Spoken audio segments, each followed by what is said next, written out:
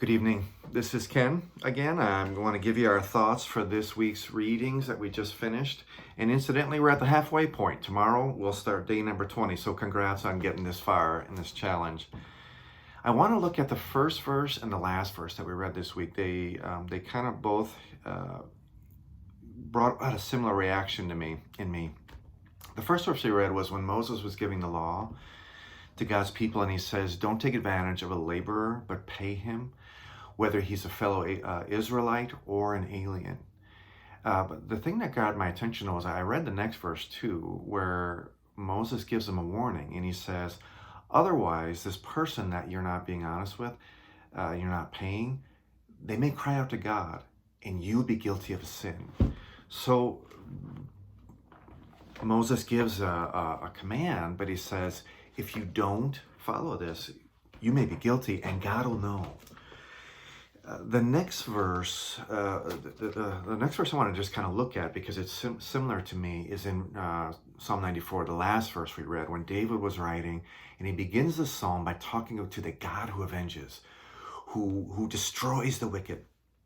And he talks about one of the things that the wicked do is that they slay the widow and the alien, and they murder the fatherless. And David ends this psalm by saying, can a corrupt throne, these people who are wicked but are in power, can a corrupt throne be allied with you? One that brings on misery by its decrees? And the understanding as you read it is, no, it can't be. And two verses later, he just says, God, he will destroy them for their sins, and will destroy them for their wickedness.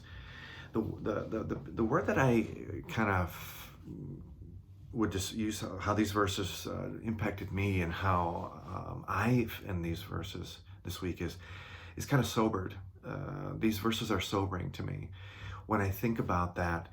God hears the cries of foreigners who are mistreated, and I think about right now our country is in one of its most anti-immigrant times in our history. And our history has not been great towards foreigners who have come here, whether as immigrants, whether as refugees, asylum seekers, or slaves. We have mistreated, and people have cried out to God.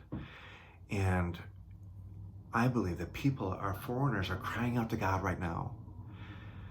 And I'm sobered by that.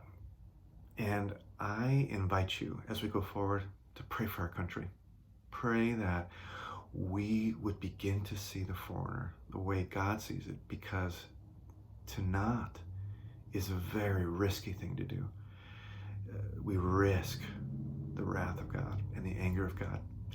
Hey, I want to have some good messages each week. This one's a little bit more sobering, but I hope you keep going, and I look forward to seeing you next week. Bye-bye.